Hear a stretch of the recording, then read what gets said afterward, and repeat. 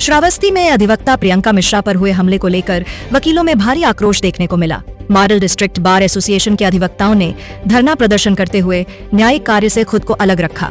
इस दौरान इकोना और जमुना के अधिवक्ताओं ने भी समर्थन देते हुए हड़ताल में भाग लिया। तो बता दें कि उत्तर प्रदेश के श्रावस्ती जिला मुख्यालय स्थित सिविल कोर्ट परिसर में मंगलवार को अधिवक्ताओं ने प्रियंका मिश्रा और उनके ससुर पर हुए जानलेवा हमले के विरोध में जोरदार प्रदर्शन किया। अधिवक्ताओं ने सिविल कोर्ट के गेट नंबर 1 पर धरना देते हुए आरोपियों की तत्काल गिरफ्तारी की मांग उठाई। धरना प्रदर्शन के दौरान वकीलों ने इकोना थाना प्रभारी की कार्यशैली पर नाराजगी जताते हुए उनके खिलाफ कार्रवाई की मांग की। अधिवक्ताओं का कहना था कि जब तक आरोपियों की गिरफ्तारी नहीं होती तब तक आंदोलन जारी रहेगा और न्यायिक कार्य का बहिष्कार भी चलता रहेगा। बार एसोसिएशन के अध्यक्ष सुरेश चंद्र तिवारी ने कहा कि अधिवक्ताओं की सुरक्षा से जुड़ा यह गंभीर मामला है और दोषियों की गिरफ्तारी होने तक संघर्ष जारी रहेगा। धरना प्रदर्शन में बार एसोसिएशन के कई पदाधिकारी और अधिवक्ता मौजूद रहे। वहीं मॉडल डिस्ट्रिक्ट बार एसोसिएशन के समर्थन में तहसील अधिवक्ता संघ इकोना और new modern bar association Jamuna के अधिवक्ताओं ने भी न्यायिक कार्य का बहिष्कार कर एकजुटता दिखाई।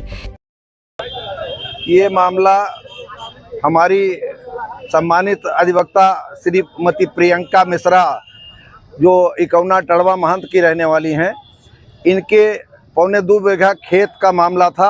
आज से 3 महीना पहले कप्तान साहब के आदेश पर इनको कब्जा दिलाया गया था। सीओ निवर्तमान ने जा करके मौके पर कब्जा दिलाया था।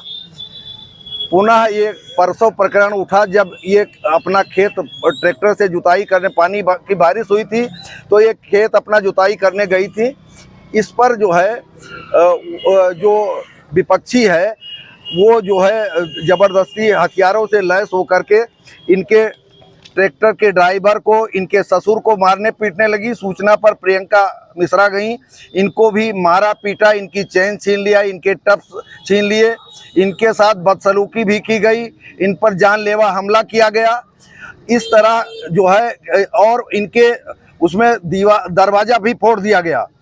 जब ये एफआईआर करने गई करीब 11, साढ़े 11, 12 बजे पहुंची तो इनकी एफआईआर न लिख करके उधर से पहले तहरीर ले ली गई और उसको एम्बुलेंस पर लाद कर डिस्ट्रिक्ट हॉस्पिटल भेज दिया गया।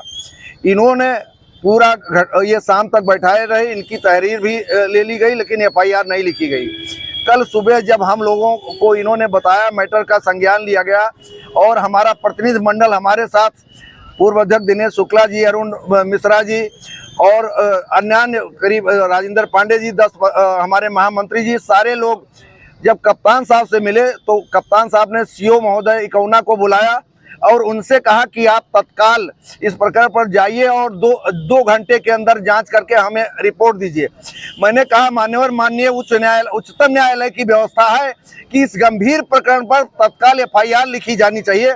इतना 24 घंटे बीत रहे हैं, आपके थाना इकोना की पुलिस ने एफआईआर भी दर्ज नहीं की। ये प्रबुद्ध अधिवक्ता है तो और गंवार लोगों के साथ, जो गांव देहात के रहने वाले हैं, उनके साथ आप लोग क्या करते होंगे। उन्होंने कहा मुझे 2 घंटे का समय दीजिए।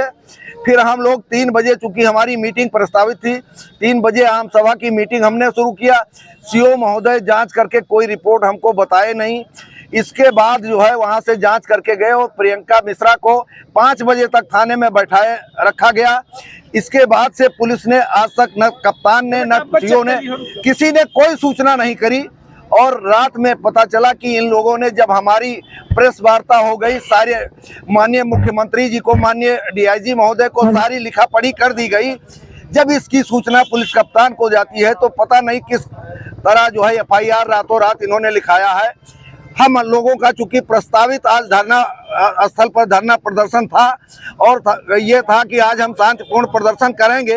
अगर मेरी एफआईआर नहीं लिखी गई, गिरफ्तारी सुनिश्चित नहीं कराई गई इस प्रकरण में, तो हम लोग चक्का जाम भी करेंगे। एफआईआर बता रहे हैं लिख गया है। हाँ, एफआईआर लिख जाने की पूर्णतया सूचना जो है तैयार है। मतलब ये मुझे मालूम हुआ है कि संगीन धाराओं में एफआईआर हमारी लिखी, प्रियंका मिश्रा की लिखी जा चुकी है। लेकिन हम लोग ये जानते हैं कि जब पुलिस ने 24 घंटे तक एफआईआर नहीं लिखी तो चूंकि उधर से राजनीतिक दबाव पड़ रहा है, वहाँ के वर्तमान स्थानीय एमएलए का दबाव है, वहाँ के प्रधान का दबाव पड़ रहा है, इसलिए मुझे ये जो शंका है कि ये राजनीतिक दबाव में उस घटना का पटाक्षेप भी कर सकते हैं। एफआईआर तो इन्होंने खाली हमारे अधिवक्ता के जो है आंदोलन को टालने के लिए लिखा है। हम ये मांग करते हैं इस धरना के माध्यम से कि गिरफ्तारी तत्काल, क्योंकि संगीन धाराओं में लिखी गई है और प्रियंका मिश्रा के ऊपर गंभीर घटना कारित की गई है विपक्षी गणों के द्वारा, इसलिए तत्काल गिरफ्तारी सुनिश्चित कराई जाए और शाम तक अगर पुलिस द्वारा हमें सूचना दी जाती है गिरफ्तारी को तो उस पर हम अपनी हड़ताल को वापस करेंगे।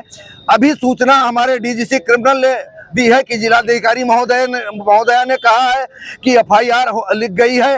अब जो है मुझे टाइम दिया जाए, मैं जिलाधिकारी महोदया के द्वारा इस दिए गए पहल का स्वागत करता हूं, लेकिन महोदया ये कान खोलकर सुन लें कि 24 घंटे तक उस थाना इंचार्ज ने मेरे महिला प्रियंका मिश्रा अधिवक्ता की एफआईआर नहीं लिखी, कोई ठोस कदम नहीं उठाया। जब कप्तान द्वारा कल 12 बजे सूचना दी जाती है तब सीओ महोदय जाकर जांच करने जाते हैं। गंभीर प्रकरण पर जब इस प्रकार थाना इकौना की पुलिस कर रही है, ये काफी थाना इंचार्ज परमानंद तिवारी का कार्य घृणित, निंदनीय है। मैं ये भी मांग करता हूं पुलिस कप्तान और जिलाधिकारी महोदया से कि तत्काल उसे निलंबित करके लाइन हाजिर किया जाए। अधिवक्ता एकता जिंदाबाद जिंदाबाद। क्योंकि इतने बड़े गंभीर प्रकरण में उसने गिरफ्तारी सुनिश्चित नहीं की। उसने मेरे डीजीसी क्रिमिनल को खुद मुझे ये बताया कि मेरे ऊपर कप्तान का दबाव है, मेरे ऊपर राजनीतिक दबाव पड़ रहा है, मैं कैसे एफआईआर लिख लूं। ये बड़ा निंदा का विषय है। मैं एक स्वर से वर्तमान विधायक की भी निंदा करता हूं, जितनी भी निंदा की जाए वो कम है। इसलिए मित्रों, ये शासन का जो ढुलमुल रवैया है, इस पर हम ये मांग करते हैं कि तत्काल गिरफ्तारी सुनिश्चित कराई जाए।